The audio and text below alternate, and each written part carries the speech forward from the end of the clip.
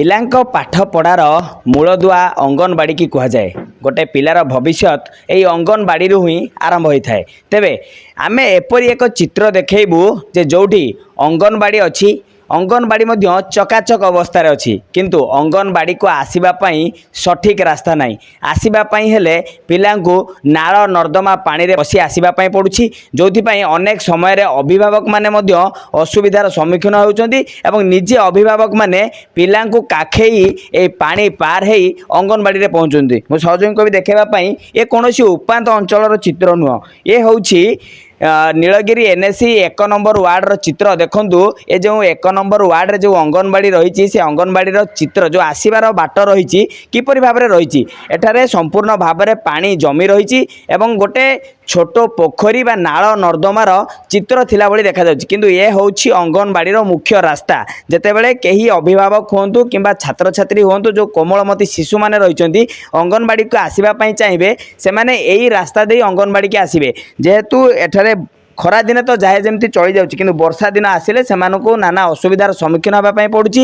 ପାଣି ଏଠାରେ ଭରି ରହୁଛି, ସେମାନଙ୍କୁ ବାଧ୍ୟ ହୋଇ ପିଲାମାନଙ୍କୁ କାଖେଇ କାଖେଇ ଆଣିବା ପାଇଁ ପଡ଼ୁଛି। ଯେଉଁ ଅଭିଭାବକମାନେ ରହିଛନ୍ତି ତାଙ୍କ ସହିତ ସିଧାସଳଖ ଆଲୋଚନା କରିବା। ଆଜ୍ଞା, ଏଠି ଯେଉଁ ପାଣି ଆପଣମାନେ ଯେତେବେଳେ ପିଲାମାନଙ୍କୁ ଆଣିକି ଆସୁଛନ୍ତି, କେତେ ଅସୁବିଧାର ସମ୍ମୁଖୀନ ହେଉଛନ୍ତି? ଅସୁବିଧା ଖରା ଦିନେ ଆପଣଙ୍କର ପାଖାପାଖି ଚଳି ଯାଉଛି, କିନ୍ତୁ ଏ ବର୍ଷା ହେଲା ବେଳକୁ ଆଜ୍ଞା ଆଣ୍ଠିଏ ଲେଖାଏଁ ପାଣି, ପୁରା ଘାସ ସାପ ବେଙ୍ଗ ସବୁ ଆଜ୍ଞା ସେଥିରେ। ଆଉ କେମିତି କରିବେ? ଛୁଆକୁ ବି ଛାଡ଼ି ହେଉନି, କାଖେଇକି ଆମେ ଆଣିକି ଅଙ୍ଗନବାଡ଼ିରେ ଛାଡ଼ୁଛୁ। ନିଜ କାମଧନ୍ଦା ବି ବନ୍ଦ କରିକି ଆଜ୍ଞା କ'ଣ କରାଯିବ? ଛୁଆଙ୍କୁ ତ ମୁଖ୍ୟ ସେଇଟା ନା, ଆଉ ଯଦି ସେଇଟାକୁ ଆପଣ ବନ୍ଦ କରିଦେବେ କେମିତି ହେବ? ବାଧ୍ୟ ହେଇକି ଆପଣ ଆଜ୍ଞା କେମିତି ଆଜ୍ଞା ଆଣିକି ଆସିଲେ ପିଲାଙ୍କୁ? ଏଇ ପିଲାଙ୍କୁ ମୁଁ ବର୍ତ୍ତମାନ ଆଣିକି କାଖେଇକି ରେନକୋଟ୍ ପିନ୍ଧେଇକି ଆଣିକି ଛାଡ଼ିଲି ପୁରା। ଆଉ ପିଲା ଯଦି ନିଜେ ନିଜେ ଚାଲିକି ଆସିବେ କେତେ? ନା, ସେ ନିଜେ ତ ଚାଲିକି ଆସିବେ ପାରିବେନି, ଆପଣଙ୍କର ଅଧା ବୁଡ଼ିଯିବେ ସେ। ଆଉ ସେ ଯେଉଁ ସାପ ବେଙ୍ଗ ଏସରେ ସେ ପିଲାଙ୍କୁ କେମିତି ଛାଡ଼ିବେ? ଜୀବନ ପ୍ରତି ଭୟ ବି ରହୁଛି। ଆଜ୍ଞା ଆଜ୍ଞା ନିଶ୍ଚିତ ଭାବରେ ଆପଣ ଶୁଣୁଥିଲେ, ଯେହେତୁ ସାପ ବେଙ୍ଗ ମଧ୍ୟ ଏଇ ଯେଉଁ ନାଳ ନର୍ଦ୍ଦମାର ଚିତ୍ର ରହିଛି, କେଉଁଠି ନା କେଉଁଠି ସେମାନଙ୍କୁ ମଧ୍ୟ ଭୟ ରହୁଛି, ଯେ ସାପ ବେଙ୍ଗର ଭୟ ମଧ୍ୟ ରହୁଛି। ଜଣେ ସ୍ଥାନୀୟ ଅଞ୍ଚଳବାସୀ ଅଛନ୍ତି, ତାଙ୍କ ସହିତ ମଧ୍ୟ ଆଲୋଚନା କରିବା। ଆଜ୍ଞା, ଏଠି ଯେତେବେଳେ ଅଙ୍ଗନବାଡ଼ିକି ଆସୁଛନ୍ତି ପିଲାମାନେ, ଆପଣ ନିତିଦିନ ଦେଖୁଥିବେ କେତେ ଅସୁବିଧା ହେଉଛନ୍ତି ଯେଉଁ ଅଭିଭାବକମାନେ ହଉଛୁ, ଅସୁବିଧା ହଉଛୁ। ସେଇ ନାଳ ନର୍ଦ୍ଦମା ପାରିକି ଆସିତେ ପଡ଼ୁଛୁ ତାଙ୍କୁ, କିନ୍ତୁ ତାଙ୍କର ଯିଏ ଗାର୍ଡିଆନ ଆସୁଛୁ ସେମାନେ ତାଙ୍କୁ ନେଇକି ଆସୁଛନ୍ତି, ଛାଡ଼ୁଛନ୍ତି, ଫେର ଗଲାବେଳେ ବି ଆସିକି ନେଇଯାଉଛନ୍ତି ତାଙ୍କୁ। କେମିତି ଆଜ୍ଞା ଆଣିକି ଆସୁଛନ୍ତି? ଏ ଭିତରେ କାଖେଇକି ଚାଲିକି ଆସିଲା ଭଳିଆ ନା ନା ନା ଚାଲିକି ଆସିପାରୁନାହାନ୍ତି। ଏ ଛୋଟ ଛୁଆ, ସେ ଚାଲିକି ଆସିପାରିବ ନା।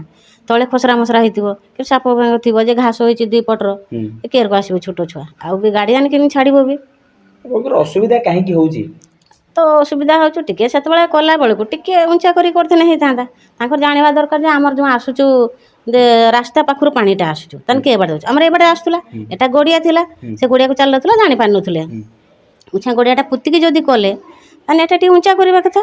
ଆଉ ଆମକୁ ସେଠି ଗୋଟେ ଡ୍ରେନ୍ ଦେଇଦେଲେ ତାର ପାଣିଟା ଚାଲିଥାନ୍ତା।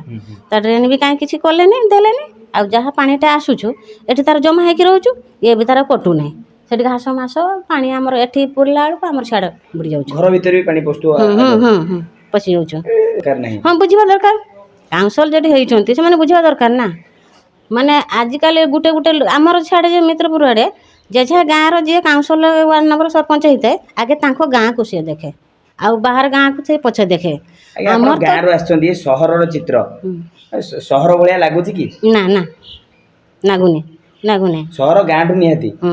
ନିଶ୍ଚିତ ଭାବରେ ଆପଣ ଶୁଣୁଥିଲେ ଯେପରି ଭାବରେ ସେ ବର୍ଣ୍ଣନା କରୁଥିଲେ ଯେ କେଉଁଠି ନା କେଉଁଠି ଏ ଯେଉଁ ସହର ରହିଛି, ଏ ସହରର ଚିତ୍ର ଗାଁଠୁ ମଧ୍ୟ ବଳି ପଡ଼ିଛି। କାରଣ ଯେତେବେଳେ ଜଣେ ଅଭିଭାବକ ଅଙ୍ଗନବାଡ଼ିକି କିମ୍ବା ଶିଶୁମାନେ ଅଙ୍ଗନବାଡ଼ିକି ଆସୁଛନ୍ତି, ସେମାନଙ୍କୁ ଅସୁବିଧାର ସମ୍ମୁଖୀନ ହେଉଛନ୍ତି। ମଧ୍ୟ ଯିଏ ଅଙ୍ଗନବାଡ଼ି ଦିଦି ରହିଛନ୍ତି ତାଙ୍କ ସହିତ ଆଲୋଚନା କରିବା। ଆଜ୍ଞା, ଆପଣଙ୍କର ଏଇ ଯେଉଁ ଅଙ୍ଗନବାଡ଼ିକି ଆସିବା ପାଇଁ ଏ ରାସ୍ତାରେ କେତେ ଅସୁବିଧା ହେଉଛି? ଆଜ୍ଞା, ଏଇ ରାସ୍ତା ଏଇଟା ମେନ୍ କଥା ହେଲା, ଗଡ଼ିଆଟା ଥିଲା ପୋତା ହେଇକି କରାଗଲା, ସେ ପେଭରଟା ପାଣି ଜମିକି ସେଠି ପାଣି କନେକ୍ସନ୍ କରାହେଇଛି, ସେ ପାଣି ଲୋକ ବି କାରବାର କରୁଛନ୍ତି, ପାଣି ଜମିକି ସେଇଟା ହେଉଛି ପୁରା ଖାଲ ହେଇଗଲାଣି। ଆଉ ଟିକେ ଉଚ୍ଚା କଲେ ଭଲ ହୁଅନ୍ତା, ଏଇ ଲେବୁଲ ପାହାଚ ଲେବୁଲ କଲେ ଭଲ ହୁଅନ୍ତା।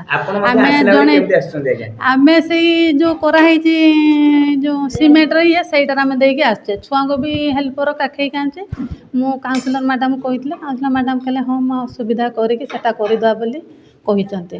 ଅସୁବିଧା କିନ୍ତୁ ହଉଛି ହଁ ବର୍ଷା ଦିନ ଅସୁବିଧା ହେଉଛି, ଖରା ଦିନ କିଛି ଅସୁବିଧା ହେଉନି, ବର୍ଷା ଦିନଟା ଅସୁବିଧା ହେଉଛି। ଛୋଟ ପିଲାମାନେ ଆସୁଛନ୍ତି ସେମାନଙ୍କ ଜୀବନ ପ୍ରତି ଆଜ୍ଞା ଭୟ ରହିବ ନା ନାଇଁ? ସାପ ରହୁଛନ୍ତି, ହଁ ପାଣି ଆଜ୍ଞା ଜମିକି ରହିବ। ମୁଁ ରହୁଛି। କାଉନସିଲର ମ୍ୟାଡ଼ାମ କହିଛି, କହିଲେ ହଁ ଆମେ କରିଦେବା, ଯେତେ ଶୀଘ୍ର ପାରୁଛେ ଆମେ କରିଦେବା ବୋଲି ସେ ଏଇ ଗୋଟେ କହିଛନ୍ତି। ଅଙ୍ଗନବାଡିର ସମ୍ମୁଖ ଚିତ୍ର ଆଜ୍ଞା। କେମିତି ରହିବା ଦରକାର? ଏଠି ତ ବର୍ତ୍ତମାନ ଏଟା ନାଳ ଭଳିଆ ଲାଗୁଛି ଆଜ୍ଞା। ସେଇଟା ଏଠି ଗଢ଼ିଆଟା ଥିଲା ବୋଲି ସେ ପେଭରଟା ମାନେ କଥା ଦବିଗଲା, ପାଣି ଯେଉଁ ଜମିକି ରହିଲା ପେଭରଟା ଦବିଗଲା, ସେଇଥିପାଇଁ ଗୋଟେ ଉଚ୍ଚା ହେଇଥିଲା ଟିକେ ସେଟା ହେଉଛି ପାଣିଟା ଗଡ଼ି ଯାଇଥାନ୍ତା ସିଆଡ଼ୁ। ଏଇଟା ଗୋଟେ ସୁସ୍ଥ ପରିବେଶ ବୋଲି କୁହାଯିବ।